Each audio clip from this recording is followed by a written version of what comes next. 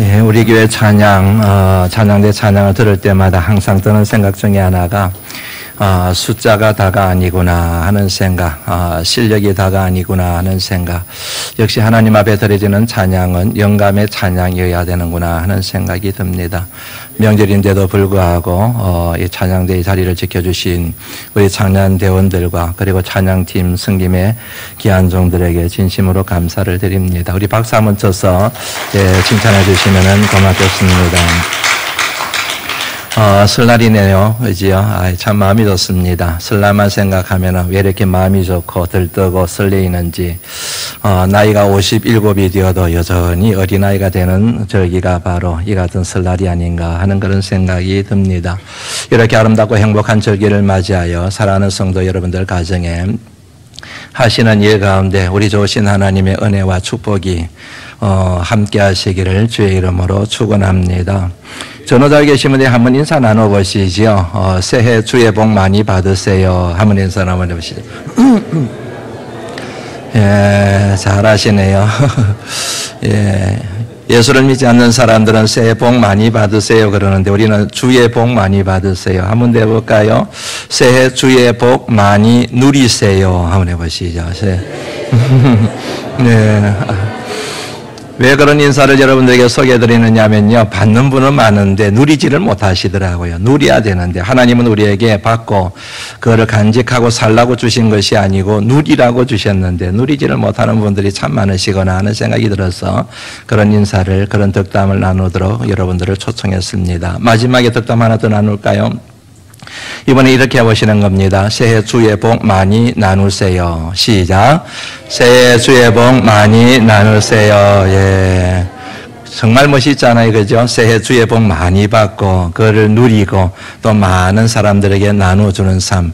정말로 멋있고 근사한 인생이라 그렇게 여겨집니다. 그런 인생, 그런 삶, 그런 해가 될 줄 믿습니다.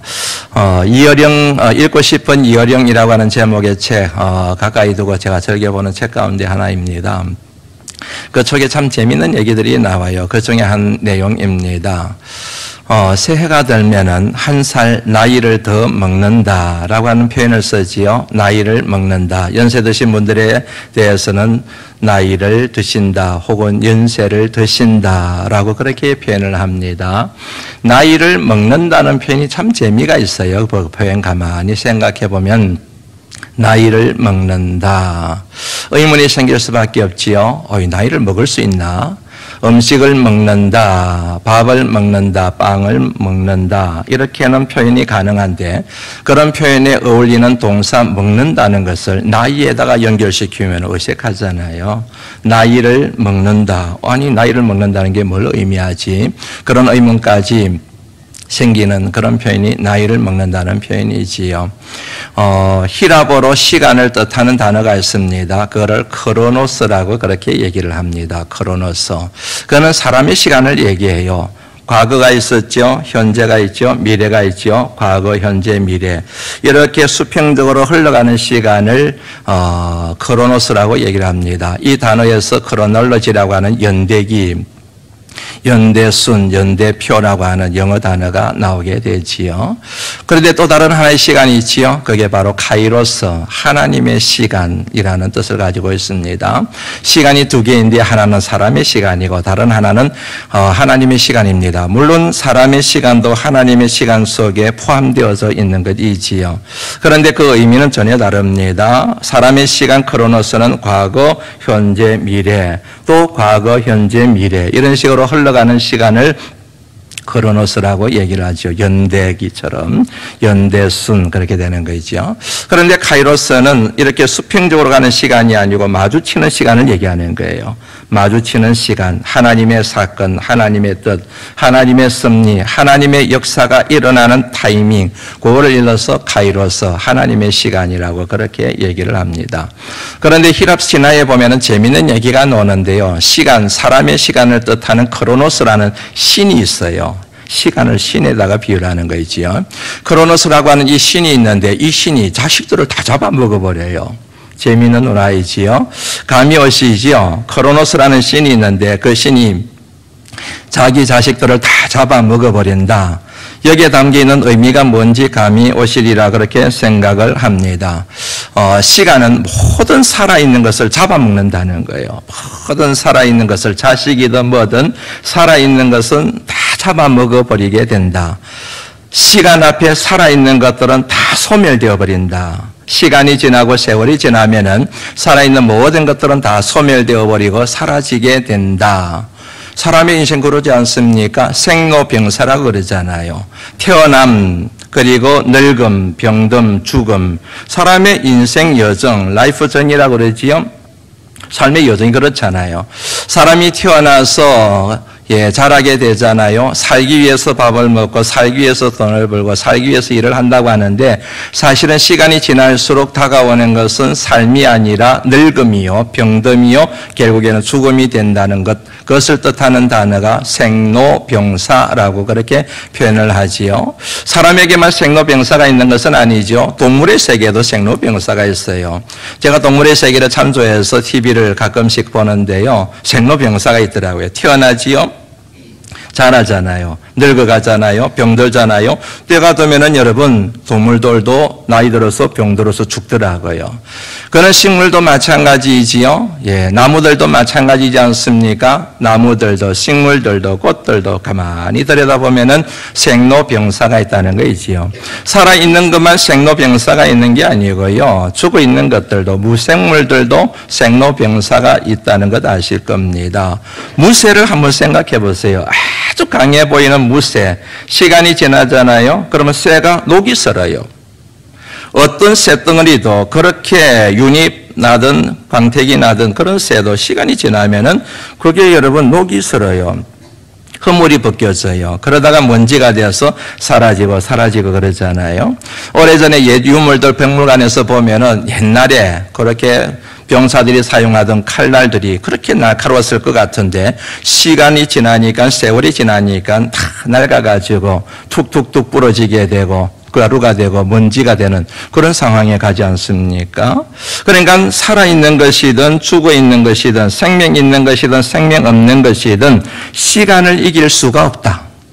시간을 먹을 수가 없다. 시간에 먹히게 된다. 이게 히랍신화에 나오는 얘기라는 얘기입니다. 크로노스라는 시간이 살아있는 자식들을 잡아먹었다. 이 의미에 담겨 있는 거이지요. 그런데 참 재미있는 것은 우리나라 사람들은 나이를 먹는다 그러는 거예요. 시간을 먹는다는 표현을 써낸 거이지요. 이런 표현을 쓰는 민족이 이 세계 민족 가운데서 아무도 없다고 그래요.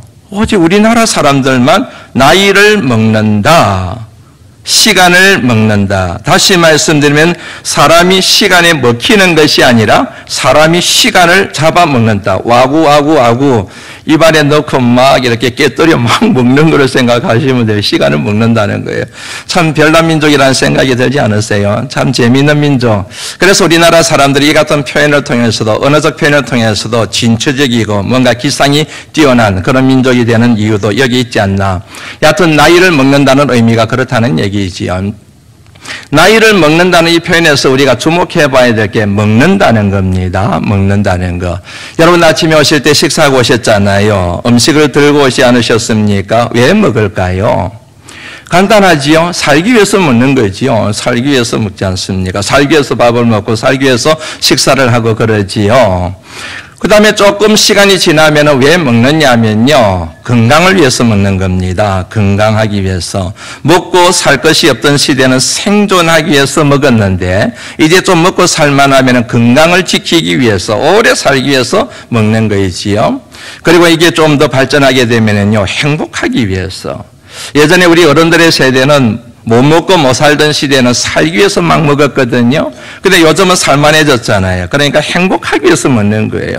먹방이 유행을 하는 이유가 여기에 있지요. 맛집을 찾아다녀요, 여러분. 1시간이고 2시간이고 맛집이라는 데는 막 찾아다니거든요. 왜냐하면 그 먹는 것이 나를 행복하게 한다고 생각하기 때문에 그런 겁니다. 왜 먹는다고요? 생존하기 위해서. 왜요? 건강을 얻기 위해서. 왜요? 행복하게 살기 위해서 먹는 거이지요. 그러면 여러분 아무거나 먹을 수가 없지요. 생존하기 위해서 아무거나 먹으면 됩니까? 좋은 것을 먹어야지요. 음식을 가려가면서 먹어야지요. 예, 아무거나 먹을 수가 없지 않습니까? 건강을 해치는 걸 먹을 수가 있습니까? 아무거나 먹을 수가 없지요. 건강에 유익한 것, 건강에 덕이 될 수 있는 것, 그런 것들을 찾아 먹어야 되는 거예요. 아, 이거는 건강에 안 좋거나 먹지 말자. 네, 사탕 먹지 말자. 설탕 가까이 하지 말자. 몸에 좋은 채소를 먹자. 가려가면서 음식을 먹게 되지요. 행복도 마찬가지이지요. 이 사람은 이 음식 때문에 행복하고 어떤 사람은 저 음식 때문에 행복하고 나를 행복하게 하는 음식을 가려가면서 이제 먹게 되는 것이지 않습니까? 그런데 음식은 이처럼 생존과 행복과 건강을 위해서 음식을 가려가면서 내가 선택하면서 먹을 수가 있는데 나이는 그럴 수가 없다는 거예요. 나이를 먹는데 나이는 그렇게 먹을 수가 없는 것이 바로 나이라는 얘기이지요. 나이는 쉽게 말씀드리면 세월이지 않습니까? 시간이지 않습니까? 저와 여러분들이 나이를 한 살 한 살 먹어가고 또 지금까지 살아온 나이가 있고 또 주님 부르시는 그날까지 살아갈 나이가 있잖아요. 근데 그 나이라고 하는 것은 시간을 얘기하는 것이고 세월을 뜻하는 것인데 그런데 시간과 세월 속에서는 별의별 일들이 생겨요. 정말로 여러분들 살아오신 분들, 오래 사신 분들은 아실 거 아니겠습니까? 정말 별의별 일이 생겨요. 좋은 일이 있는가 하면 좋지 못한 일이 생기지요. 행복한 일이 있는가 하면 불행한 일이 생기잖아요. 내가 원하는 일이 있는가 하면 내가 원치 않는 일이 생겨요. 나를 기쁘게 하는 일이 있는가 하면 내게 큰 슬픔의 일이 있습니다. 고통스러운 일이 있는가 하면 막 춤추고 싶은 일들이 있는 거이지요. 나이를 먹는다는 개념을 가지고 한번 정리해 보세요. 기쁜 일, 행복한 일, 즐거운 일, 감사한 일 그런 거는 먹기가 좋아요. 마음껏 먹을 수 있어요. 행복하게 먹을 수가 있지요. 그런데 먹을 수 없는 게 있어요.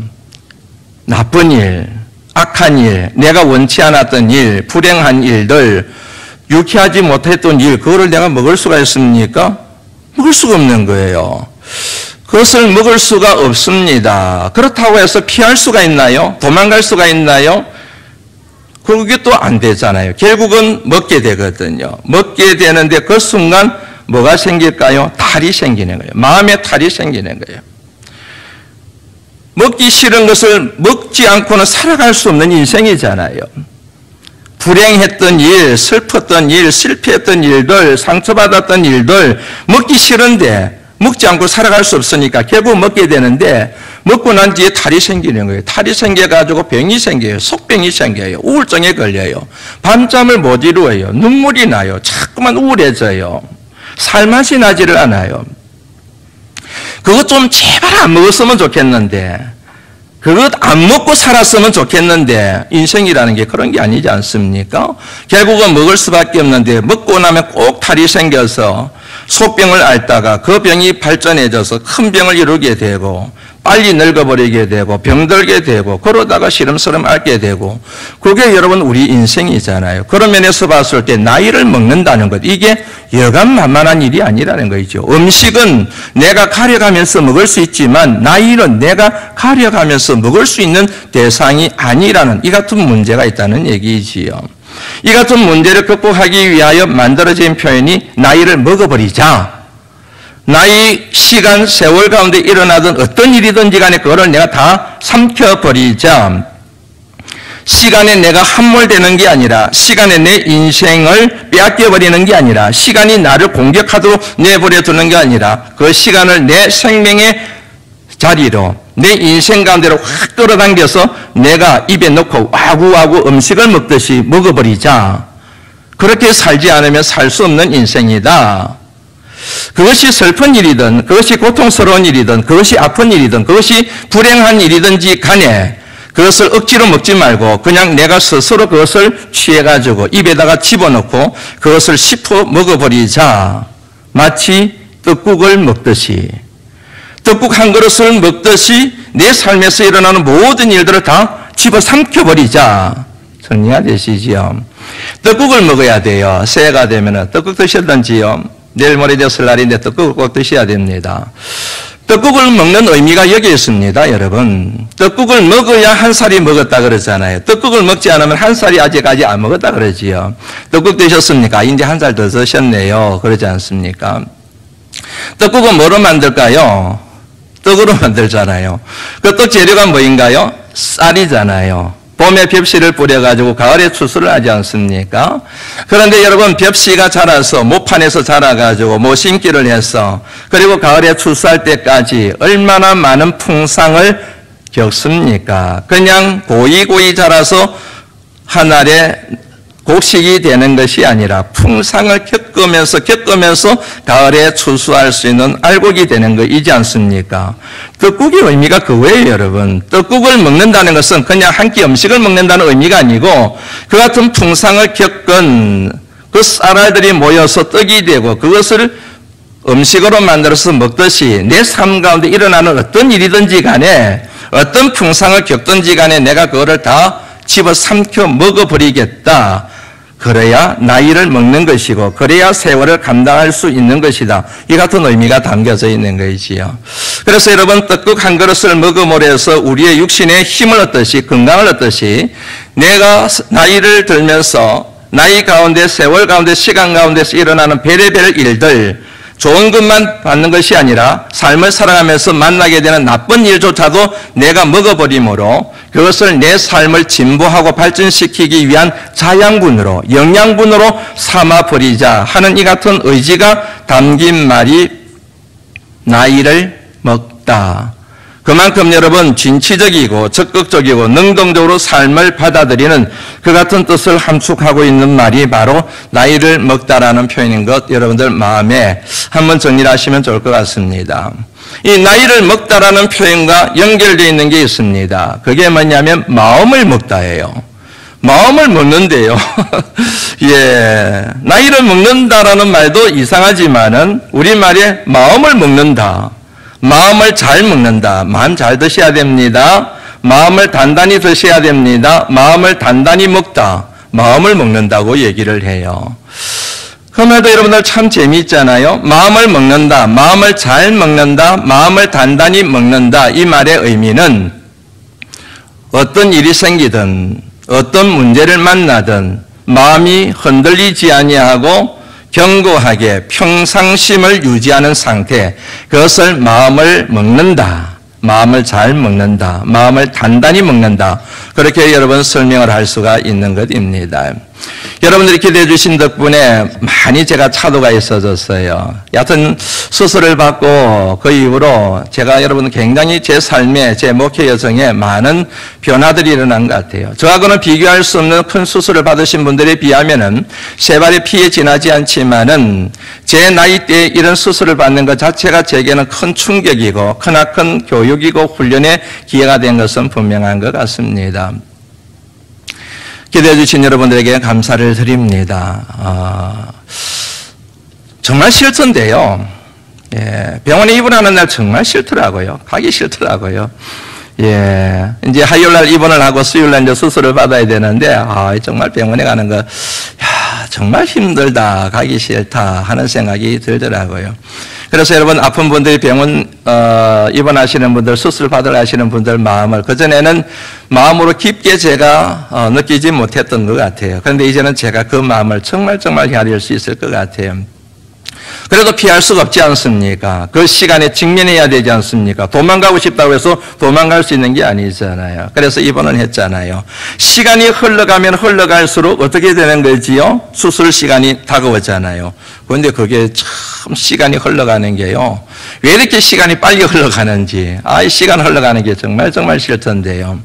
이제 그 다음날 수술 당일날 제가 갖고 있는 이제 병세와 그리고 대장과의 인과관계를 살피기 위해서 대장 내시경을 했어요. 보통 한 30분 정도만 대장 내시경을 받는데 저는 50분, 1시간 가까이 제가 대장 내시경을 받았어요.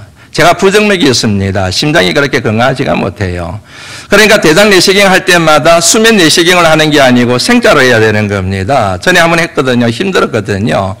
그런데 이번에는 인과관계를 살피기 위해서 대장 내시경을 하는 거기 때문에 50분 동안 얼마나 힘들었는지 몰라요. 아각 소리가 저절로 나오더라고요. 예, 구석구석 아주 세밀하게 대장 내시경을 하는 좋은 의사를 만난 것 같아요. 대충 하지 않고 정말 꼼꼼하게 하니 그 손가락 마디에 내시경이 여기저기 수시가 들어가는데 얼마나 아픈지요. 눈물이 막 흐르고 막 그런 거지요. 수술을 받았잖아요. 수술실로 들어가고, 척추 마취를 받고, 수술하고, 그런 시간 속에서 제가 이제 뭐냐면 이걸 어떻게 내가 감당을 해낼 것인가, 이 시간 속에서 내가 어떻게 할 것인가. 여러분들에게 여러 번 강조해드렸지 않습니까? 환경은 내가 선택할 수 없지만 태도는 내가 선택할 수 있다. 그거를 실험할 수 있는 절호의 길을 만난 거이지요. 제가 피할 수가 없잖아요. 도망갈 수가 없잖아요. 병을 안고 살아갈 수 없잖아요. 검진을 받아야 되고 수술해야 될 부분은 수술을 해야 되는 거잖아요. 그러니까 이거는 내가 피할 수가 없다. 그러니까 마음의 태도를 딱 정하자. 그냥 직면하자. 그리고 무엇보다 기도하는 시간으로 삼자. 그래서 여러분 제가 수술실에 있을 때도 수술을 받으면서도 그 병실에서 수술실에서 수술 받고 있는 사람들이 많잖아요. 그분들을 위하여 기도하고 우리 교인들 가운데 몸 아픈 분들을 위하여 기도하고 그런 식으로 마음의 태도를 딱 정하니까 마음이 편안해지는 거예요. 그리고 하나님 앞에 기도하는 시간을 갖고 그러니까 얼마나 마음이 좋아졌는지 모릅니다. 시간 속에 분명히 내가 원치 않아요. 고통의 시간이에요. 아픔의 시간이에요. 내가 여러분 원치 않는 시간입니다. 그런 일들이 일어나고 있어요. 그런데 제가 그것을 마음으로 딱 받아들인 거예요. 마음을 먹는 거이죠. 마음을 잘 먹는 거이죠. 마음을 단단히 먹는 거이죠. 하나님 앞에 기도하는 시간, 하나님을 만나는 시간, 이 수술실에 있는 환자를 위하여 기도하는 시간, 우리 교인들 가운데 아픈 분들을 위하여 이 수술대에 누워서 기도하는 시간, 그리고 이 서울대 병원에 있는 모든 환자들을 위하여 기도하는 시간, 짧은 시간이지만 간절하게 기도하는 시간으로 그렇게 마음을 딱 정해버리니까 되더라는 얘기지요. 나이를 먹는 것, 시간을 먹는 것, 마음을 먹는 것이 분리된 것이 아니고 하나라고 하는 사실을 여러분들에게 지금 말씀을 드리는 겁니다. 이와 같은 말씀이 성경 말씀에 많이 나옵니다. 그 중에 하나를 소개해드립니다. 무릇 지킬 만한 것 중에 더욱 내 마음을 지키라. 생명의 근원이 이에서 남이니라. 같이 한번 읽어볼까요? 읽어봅니다. 시작. 생명의 근원이 이에서 남이니라. 살아가면서 지켜야 될 게 많아요. 가정도 지켜야 되고 자식도 지켜야 되고 건강도 지켜야 되고 물질도 지켜야 되고 직장도 지켜야 되고 내가 하는 일도 지켜야 되고 사업도 지켜야 되고 지켜야 될 게 많아요. 그런데 그보다도 더 중요한 지켜야 될 게 있다는 게 그게 뭐라는 겁니까? 마음을 지키는 거예요. 그런 것들은 지키지 못해도 마음을 지키며 산다는 거예요. 죽고 사는 것이 마음에 달려있다는 거이지요. 행불행이 마음에 달려있다는 거이지요. 마음을 지키면 산다. 잘 산다. 행복하게 살 수가 있다. 기쁘고 즐겁게 살아갈 수가 있다. 그런데 마음을 지키지를 못한다. 마음을 지키는데 실패하게 된다. 그러면 내 속에서 분노가 끓게 되고 미워하게 되고 정죄하게 되고 살맛이 안 나게 되고 우울증에 걸리게 되고 모든 게 근심, 걱정, 염려, 두려움에 사로잡히게 되고 그래서 고통의 시간과 세월을 보내게 된다. 그러므로 무엇보다도 마음을 지키는 게 중요하다. 마음을 지켜라. 그런 말씀이잖아요. 사랑하는 성도 여러분, 올 한 해를 살아가실 때 어떤 것보다도 마음을 지키는데 집중하시기를 주의 이름으로 축원합니다. 마음을 지켜야 돼요. 그러지 않으면 여러분 순식간에 다 까먹어버려요. 순식간에 다 허물어져 버려요. 공든탑이 내가 지금까지 수십 년 동안 평생을 살아왔던 것이 마음 한번 내가 잃어버림으로 순식간에 다 허물어져 버리는 거예요. 마음을 지키는 것. 정말 중요한 일입니다. 그런데 여기서 문제가 하나 있어요. 그게 뭐냐면 마음을 지키는 게 쉽지가 않다는 거예요. 이게. 지금까지 살아오면서 여러분들도 제 말에 전적으로 동의하실 겁니다. 마음을 지키고 싶은데 마음을 지키는 게 너무 힘든 거예요. 조그마한 문제가 생겨도 이런 문제가 생기고 저런 문제가 생겨도 순식간에 마음을 뺏겨버려요. 순식간에 마음이 허물어져 버려요. 순식간에 사탄이 내 마음을 짓밟아 버려요. 조그만 환경인데도 불구하고 그게 내 안에 집을 쳐가지고 나를 지옥으로 만들어 버리는 거예요. 마음을 지키고 싶은데 마음을 지키면 살 것 같은데 이게 안 되는 거예요. 그러면 여러분 우리는 마음을 지킬 수가 없기 때문에 포기하고 살아야 될 것인가? 그건 아니지요. 무릇 지킬 만한 것 중에 마음을 지키라. 생명의 근원이 이에서 남이니라. 하나님 말씀이니까 가능하기 때문에 이 말씀을 우리에게 주셨지 않겠습니까? 그럼 마음을 지켜야 되지요. 어떻게 하면 마음을 지킬 수가 있는가? 그 비결들이 많이 있어요. 그 비결 중에 하나가 오늘 본문 말씀입니다. 한번 같이 읽어볼까요? 한번 읽어봅니다. 시작. 아멘이시죠? 주 예수 그리스도의 은혜가 어디 있을지어다요? 심령에 있을지어다. 심령. 주 예수의 은혜가, 주 예수 그리스도의 은혜가 있을지어다가 아니라 심령에 있을지어다. 어디에 있을지어다고요? 심령에 있을지어다는 거예요. 은혜라는 단어를 카리스라고 얘기하거든요. 은혜라고 번역되기도 했지만 다양하게 번역이 돼요. 은혜로도 번역이 되고, 사랑으로도 번역이 되고, 기쁨으로도 번역이 되고, 평강으로도 번역이 되고, 아름다움으로도 번역이 돼요. 성경 말씀에 보면 카리스가 굉장히 다양하게 번역이 되어져 있어요. 그러니까 이 은혜가 추상적이고 관념적인 어떤 종교적인 어떤 이미지가 아니라 이 은혜가 임하게 되면 우리 마음에 사랑이 충만하게 되고, 은혜가 임하게 되면은 기쁨이 넘치게 되고, 은혜가 넘치게 되면은 평강이 충만하게 되고, 은혜가 넘치게 되면 내 마음 속에, 내 심령 가운데 아름다운 것들로 가득가득 넘쳐나요. 아름다운 마음, 아름다운 소리, 아름다운 생각들, 아름다운 비전들로 넘쳐나게 된다는 얘기지요. 심령은 여러분 펀유마라고 해서 우리의 영혼을 얘기하는 겁니다. 우리의 영. 사랑하는 자여, 내 영혼이 잘된 같이 내가 범사에 잘되고 강건하기를 내가 간구하노라. 그 우리 영혼, 그 우리 영혼을 얘기하는 거지요. 그런데 이 말씀에서 우리가 주목해 봐야 될 게 애자예요. 애자. 주 예수 그리스도의 은혜가 너희 심령에, 애자가 나오죠. 애자. 요게 굉장히 중요한 단어예요. 너희 심령에 있을지어다 그랬잖아요. 이 애자가 우리말로는 에로 번역이 되어져 있는데요. 헬라어로 메타라고 얘기합니다. 영어로 얘기하면 위드라고 얘기해요. 함께. 함께란 뜻이에요. 그러니까 이 말씀의 의미는 주 예수 그리스도의 은혜가 너희 심령과 함께, 너희 심령과 너희 영혼과 너희 영과 함께 있을지어다. 주 예수 그리스도의 평강과 사랑과 아름다움과 기쁨이 너희 영혼과 함께 있을지어다. 이런 의미라는 얘기지요. 여러분, 성경의 중심 주제 중에 하나가 뭐냐면 함께 하심이라는 거 아시지요? 구약 시대는 성부 하나님이 함께 하시고, 신약 시대는 성자 하나님이 함께 하시고, 은혜 시대는 성령 하나님이 함께 하시고, 삼위일체 하나님이 함께 하심. 이 세상에 가장 큰 복이 뭔지 아세요? 하나님이 함께 하시는 거예요. 가장 큰 저주가 뭔지 아세요? 함께 하시던 하나님이 떠나가 버리시는 것입니다. 하나님이 함께 하실 때 모든 불가능한 것이 가능해져요. 하나님이 함께 하실 때 어리석은 사람이 지혜로운 사람이 될 수가 있어요. 하나님이 함께 하실 때 모든 어리석은 사람이 지혜로운 사람이 되고, 무능한 사람이 유능한 사람이 돼요.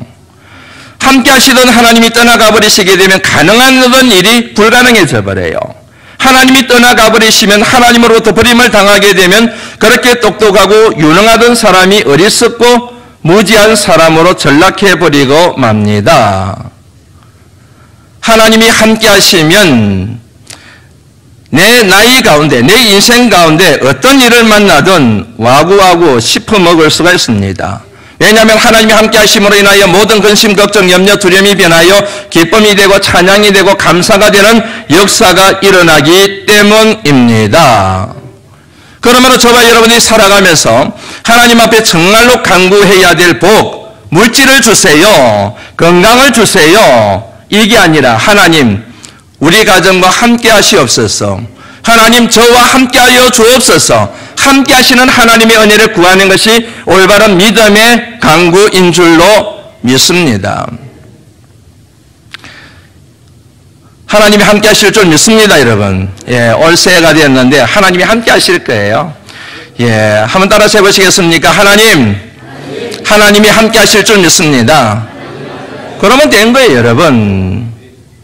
그런데 저와 여러분들이 이같이 함께 하시는 하나님의 은혜를 얻기 위하여, 누리기 위하여 저와 여러분들이 가져야 될 신앙의 태도가 하나 있습니다. 그것이 뭐냐면은 내가 하나님과 함께하는 거예요. 내가 하나님과 동행하는 것입니다.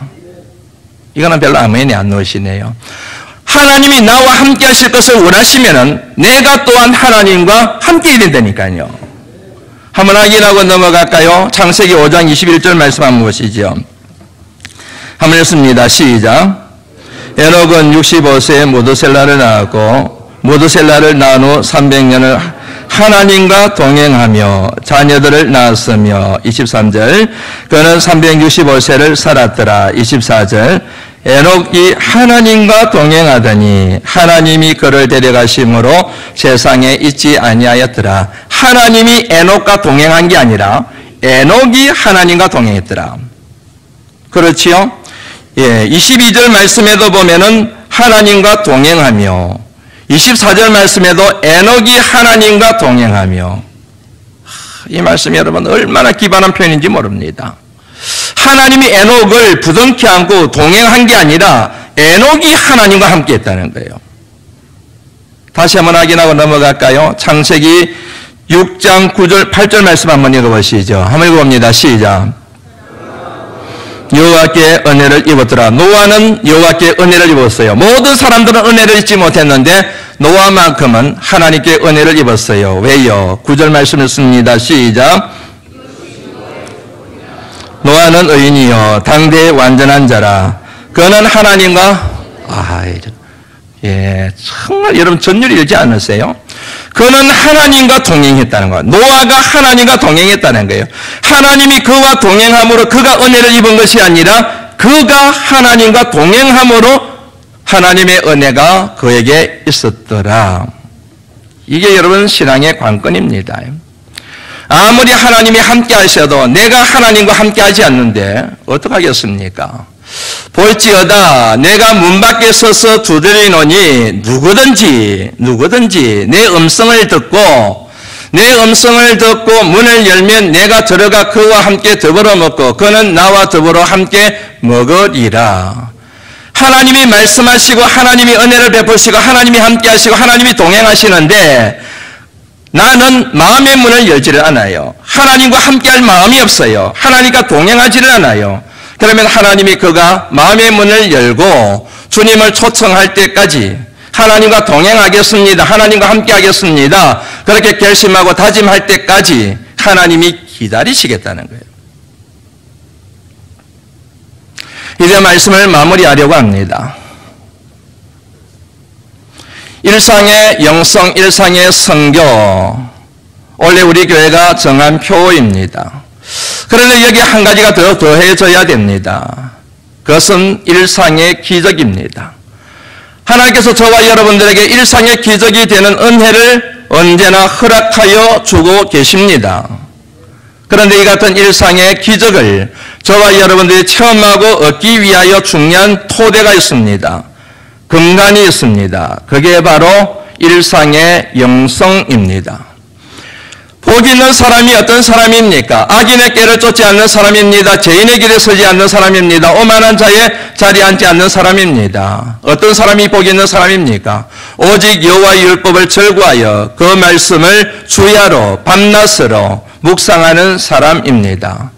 어떤 사람이 항상 기뻐하며 살아갈 수 있습니다. 어떤 사람이 범사에 감사가 넘치는 삶을 살아갈 수가 있습니까? 쉬지 않고 기도하는 사람, 항상 기도하는 사람, 범사에 기도하는 사람입니다. 일상의 영성입니다. 이 같은 일상의 영성을 갖출 그때 일상의 기적이 되는 항상 감사하고 범사에 감사하고 쉬지 않고 감사하고 항상 기뻐하고 범사에 기뻐하는 그런 일상의 기적을 저와 여러분들이 삶 가운데 체험할 수 있다는 얘기입니다. 어제 처남 가정이 우리 집에를 왔어요. 와가지고 우리 식구들 데리고 아주 근사한 데 가서 밥을 사주고 갔습니다. 공기업에 다니고 있는데 이번에 부장으로 승진을 했대요. 그리고 자기가 나온 대학이 이제 서울대인데 서울대에서 부장된 이후 되면서 동시에 1년 동안 최고의 과정을 밟을 수 있도록 그렇게 시간을 준대요. 그게 너무 고맙고 감사해서 와서 이제 명절인데다가 이렇게 와서 맛있는 대접을 이제 해주고 갔습니다. 참 기쁘고 좋더라고요. 그래서 식사하는 자리에 갔는데 근데 그 처남 아들이 이제 고등학교 2학년이 돼요. 근데 그 아이한테 내가 한마디를 꼭 해주고 싶었습니다. 이제 고등학교 2학년이 되어서 꿈이 아주 야무지더라고요. 큰 꿈을 가지고 있어요. 예, 그 꿈을 응원하기 위해서 내가 그 아이한테 한마디를 했습니다. 누구누구야, 2년만 투자해라. 2년만 추구 따고 공부해라. 고등학교 2학년, 3년, 2학년 그리고 3학년 추구 따고 공부해라. 2년만 추구 따고 공부를 하면, 추구라고 공부를 하면은 수십 년이 좋아진다. 절대로 후회하지 않을 시간을 네가 만들어 보거라. 그렇게 얘기를 했어요. 제 말이 맞지요? 고등학교 1학년까지 열심히 공부했어요. 이제 2년 남았습니다. 이제 마지막 단추를 채워야 되는 거예요. 이 2년을 추구라고 공부를 하게 되면은 20년, 40년, 60년이 좋아지는 것은 당연한 이치잖아요. 그런데 이 2년을 아무렇게나 보내버리게 되면은 20년, 40년, 50년이 나빠지게 되지 않습니까? 그래서 제가 그런 얘기를 했어요. 똑같이 1시간을 일하는데 어떤 사람은 1시간 일해서 만을 버는 사람이 있는가 하면 어떤 사람은 1시간을 동일하게 1시간을 일했는데 수십만을 벌고 수백만을 버는 사람이 있다. 이왕이면 1시간 일을 해도 수백만을 버는 사람이 되어서 그 돈을 가지고 수많은 사람들에게 나눠주는 그런 축복의 통로가 되어야 되지 않겠냐. 그런 삶을 위해서 2년만 추구라고 투자를 해라. 그런 얘기를 제가 했어요. 제가 여러분 청소년 고등학교 다니고 있는 아이들에게 이 얘기를 참 많이 합니다. 그런데 이 얘기를 하면요, 눈빛이 확 피어나는 아이들이 있어요. 뭔가 해답의 실마리를 찾았다는 느낌을 확 받는 거예요. 어제 조카가 그런 반응을 보이더라고요. 그런데 이 얘기를 해도 그냥 귀담아 듣지 않는 아이들이 있어요. 그 말의 의미를 모르는 아이들이 있어요. 그러면 굉장히 속이 상하고 마음이 안타까워요. 그런데 그 말의 의미를 깨닫고 마음을 탁 다지는 느낌을 딱 느낄 수가 있잖아요. 그러면 이 아이는 됐구나. 이런 느낌이 든다는 얘기이지요. 여러분 자녀들에 대해서도 여러분들도 동일한 마음 갖지 않겠습니까? 마찬가지입니다. 분명히 여러분 제가 얘기를 해드렸습니다. 일상의 기적, 하나님이 우리에게 주신 축복입니다. 이 같은 일상의 기적을 우리가 얻을 수 있는 비결 중에 비결이 일상의 영성이라고 말씀을 드렸습니다. 하나님 말씀을 가까이 하는 거예요. 그리고 쉬지 않고 기도하는 것입니다. 그런데 이 말씀을 들으면 두 갈래로 나뉘어지게 됩니다. 맞아, 저래야지. 내가 다시 새가 되었으니 하나님 말씀을 주야로 묵상하고 쉬지 않고 내가 기도해야지. 이렇게 반응을 보이고 결심하고 다짐하는 분이 있는가 하면 알고 있는 내용인데 누가 몰라서 안 하나, 힘들어서 못하는 거지. 그렇게 반응하는 분들이 이 자리에 계세요. 이 자리에 계신 여러분, 새해가 시작이 되었습니다. 음력서를 주신 하나님의 뜻이 있습니다. 새로운 기회를 우리에게 주시는 것입니다. 이 새해를 어떻게 사시겠습니까? 한 살 더 나이가 드셨는데, 한 살 더 연세를 드셨는데 올해를 어떻게 사시겠습니까? 일상의 기적이 넘쳐나는 그런 복된 해로 만들어 가시겠습니까? 아니면 예전처럼 과거처럼 그저 그렇고 항상 힘들고 힘들면 우울증에 걸리고 신앙생활이고 뭐고 다 내팽개쳐버리고 인생이 다 그렇겠거니 생각하고 힘든 여정을 살아가시겠습니까? 선택은 여러분들이 하셔야 됩니다. 하나님의 말씀대로 일상의 영성 회복하여 그대로 살 것인지 그와 상관없이 뭐 그때가 그때고 저때가 저때고 뭐 별다른 게 있겠나 그렇게 생각하며 사실지 그거는 여러분들이 결정하셔요. 학생이 제가 하는 말에 옳은 줄 알고 선택하면 그의 남은 생애가 달라지는 것처럼 이 말씀이 옳은 말씀인 줄 알고 이 말씀에 순종하느냐 그러지 않느냐에 따라서 일상의 기적을 경험하며 살아가는 복된 삶이 되느냐 그러지 않느냐가 결정된다는 거예요. 환경 탓하지 마세요. 남 탓하지 마세요. 결국 진리의 말씀을 받아들이지 못하고 그 말씀을 내 삶에 적용하지 못한 내 책임이 있는 것입니다. 이 같은 진실한 하나님의 종이 되셔서 여러분의 심령 가운데 주님의 은혜로 인하여 일상의 기적을 매 순간마다 경험하시는 새해가 되시기를 저와 여러분들을 사랑하시는 주님의 이름으로 축원합니다. 기도합니다. 하나님 감사합니다.